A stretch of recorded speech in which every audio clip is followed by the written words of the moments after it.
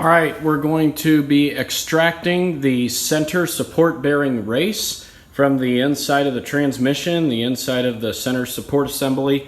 This is a slide hammer that I modified the jaws a little bit on with a grinder. Probably weakened them a little bit, so I'll probably order a new set, but you know, they're cheap and it's an easy way to get this bearing race out without having to pull the whole transmission apart. So if we're lucky, this slide hammer is going to be able to pull that race out. Let's give it a couple taps here and see what happens. I think it's going to come out because I was messing around with it for a while and finally it started to loosen up. So I'm going to hit it a few more times here. Hopefully this should pop out the rest of the way.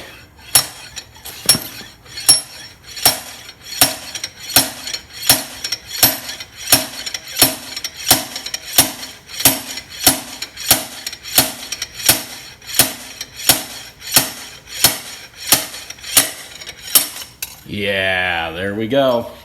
There you go, guys. There's the bearing race for the bearing that went bad.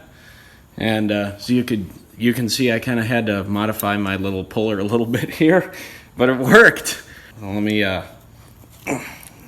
loosen this up here. There it is. There's a race of the bearing that came apart. As you can see on the little jaws here, normally these edges are rounded, but I had to flatten them down a little bit so they would dig into the race of the bearing like so. But this worked. Perfect. I didn't expect it to go that well, but we got it done. And here's the rest of the bearing sitting on this little cart here. As you can see, the little balls go in between the two races here like so. And these are supposed to hold it in place, and that bearing just came apart. So we got a new one ordered. Press it back in when we get it, and we just saved ourselves a bunch of time not having to take this transmission apart, and I am pretty tickled about that.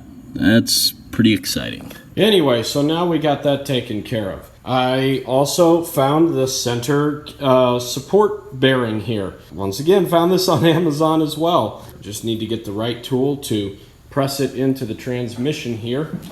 This bearing is pressed in to the middle there into the center support. The shaft here rides on that bearing just like so, and we won't have any failures in that area. I still wonder if that contributed to the seal going bad, but maybe we'll never know. Anyways, we're kind of back to step one on this thing, but I'm glad that I found that seal. I feel a lot more comfortable and confident with that right now. The center support bearing is installed. As you can see there, we got it in place. And I was able to get that pressed in there with a couple of tools here. Used a socket initially to drive it in, and then used this driver, which was slightly smaller than the outside bearing race diameter. So I used that to drive it in the rest of the way. It's perfect. Spins nice and freely, so that should be good. Now notice on the old bushing how it has a couple notches knocked in it. See here and here. Those are to keep the bushing from spinning inside the pump assembly. So I'm going to use this little chisel here. It's got a little bit of a dull end, but that's what we want. I'm going to put little notches in the bushing right here and right here. This will keep the bushing from spinning inside the pump assembly. So here are the notches in the bushing to keep it from spinning inside the pump housing right there.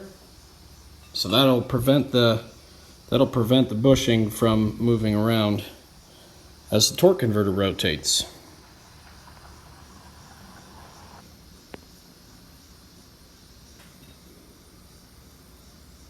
Now, after putting the notches in the bushing, as in the case of this one here, as you can see, you might have a little high lip on the bushing there because for whatever reason the joint is right there by the notch, and that's the only place I could put the notch. So what we're going to do to take care of this problem is slide the pump half onto the torque converter, just like so.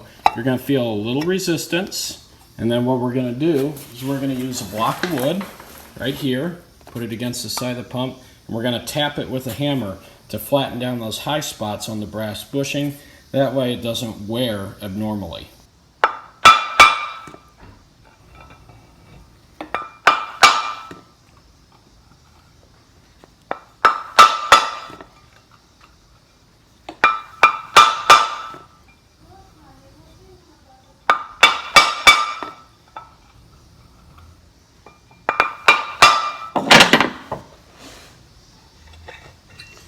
Now, as you can see already, a much easier fit as we slide the pump half on and off the torque converter.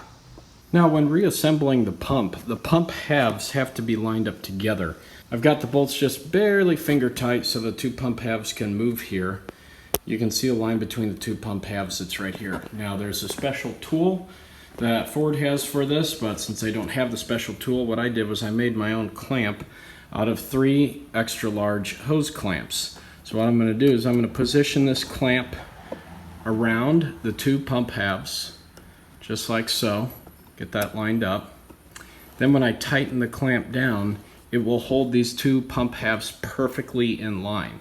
You've got to make sure that these are aligned, because if they're not aligned properly, the pump won't sit straight and you could have more problems. So I'm going to tighten these clamps up, and then we're going to tighten the bolts down for the pump halves here. Once you're ready to tighten the pump halves, make sure that the two pump halves are aligned by looking through the pump bolt holes. A little bit earlier, before I straightened this out, even though the clamp had the halves lined up on the outside here, the pump needed to rotate just a little bit. So the way I figured this out to get these centered up is I used a couple small 1/4-inch drive sockets here. What I did was I inserted them through the bottom of the pump, just like so. One on this side and another one on the other side here, and that lines the pump halves up. The sockets fit pretty snug in there, so the pump halves will line up properly. Then you tighten down your hose clamps, then you can torque all these pump half bolts to spec. Alright, I have the pump lined up properly, as you can see through the pump halves here. Everything is lined up the way it should be. Don't have any gaps or overlap there. We're right where we should be, so I'm going to go ahead and tighten all these bolts here to torque spec. So pretty much everything else was straightforward. Put the pump back in, and I torqued everything to spec. The torque spec on those bolts is about 20 foot-pounds. So I torqued everything there. It's got a new paper gasket, the new rubber seal. Now, you want to be careful when you put your torque converter in and make sure that it's all the way in.